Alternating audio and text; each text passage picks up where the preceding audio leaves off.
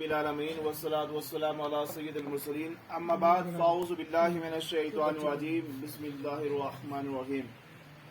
پڑھیے سب الصلاۃ والسلام علیک یا رسول اللہ الصلاۃ والسلام علیکم وعلی آلک واصحابک یا حبیب اللہ وعلی آلک وصحبک یا حبیب اللہ الصلاۃ والسلام علیک یا نبی اللہ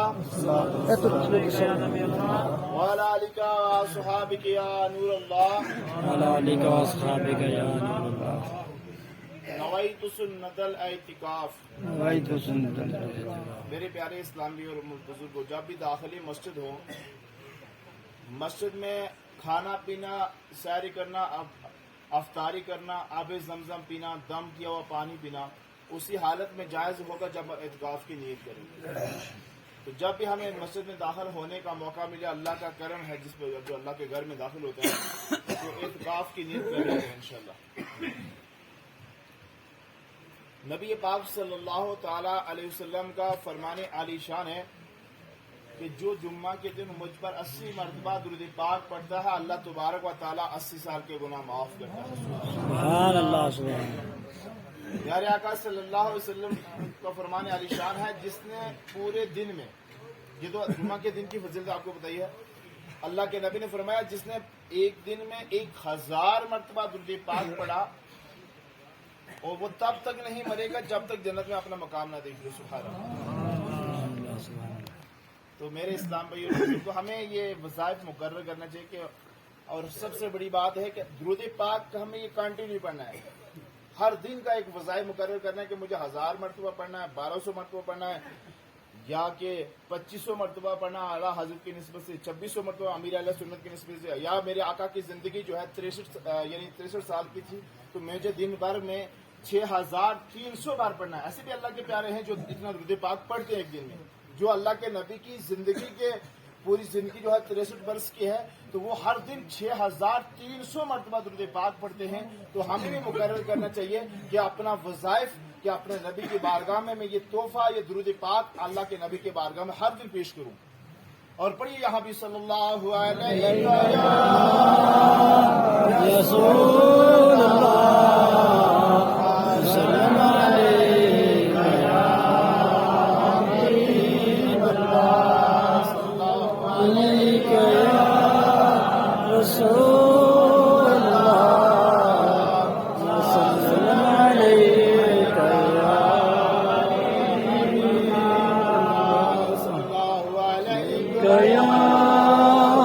رسول اللہ وسلم علیک یا حبیب اللہ.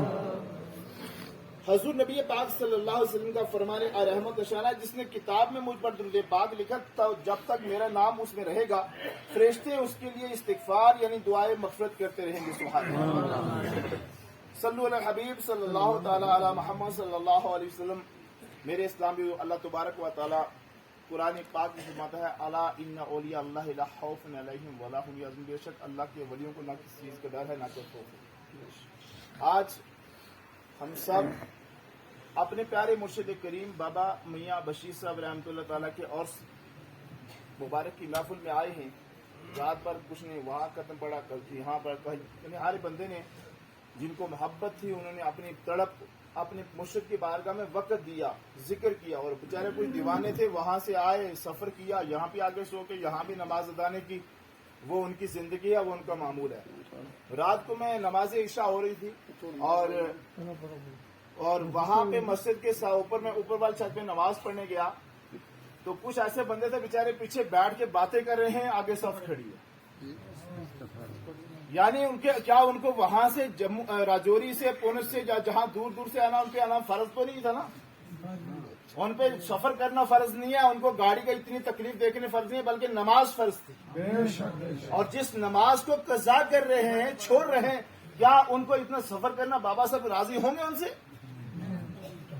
اللہ کے نبی، میں نماز کی بات کر اس کے بعد اللہ کے ولی کی بات کر پہلے لیکن جو مجھے یاد ہے کہ نماز کے اللہ کے پیارے حبیب صلی اللہ علیہ وسلم کا فرمان عالی شان ہے کہ جس نے ایک فرض نماز جان بوجھ کے قضا کی اس کا نام جہنم کے دروازے پہ لکھ دیا جائے گا، جس سے وہ داخل جہنم ہوگا. किताब का नाम है नेकियों की जजा और गुनाहों की सजा। ये वहां भी हदीस से पाक लिखी और दीगर किताबों में भी है।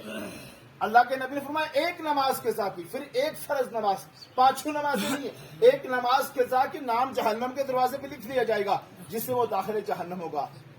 आज हम नमाज़ें कज़ा कर रहे हैं, हमें खौफ नहीं अल्लाह का, लेकिन हमारी नमाज है तो कैसी है। लेकिन हमारे सर के ताज हमारे मुर्शिद करीम की नमाज कैसी हुआ करती थी, और सब वलियों के सरताज हजरत गौसे पाक की नमाज क्या हुआ करती थी।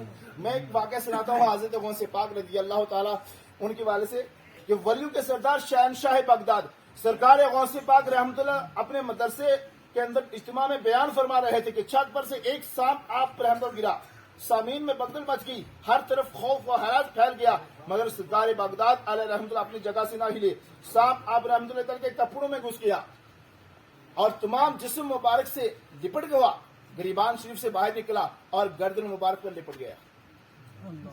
मगर कुर्बान दिए प्यारे मुर्शिद करीम सरकार बगदाद अलैहि की पर जरा बराबर भी ना घबराए, ना ही बयान बंद किया। अब सांप जमीन पर आ गया और दुम पर खड़ा हो गया और कुछ कहकर चला गया। लोग जमा हो गए, अर्ज करने लगे हुजूर सांप ने आप रहमतुल्लाह से क्या बात की। इरशाद फरमाया सांप ने कहा मैंने बहुत सारे औलिया अल्लाह यानी अल्लाह के वलियों को आजमाया मगर आप जैसा किसी को ना पाया। सुभान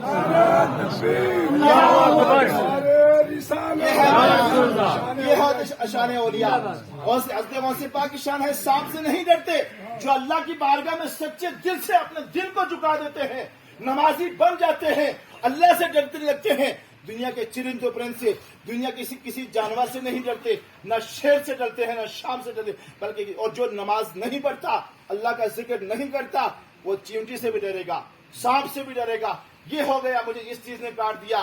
लेकिन मेरे इस्लामी भाइयों, अगर हम आशिक़ रसूल बनेंगे, सच्चे नमाजी बनेंगे, तो हमें किसी चीज का डर और खौफ नहीं होगा।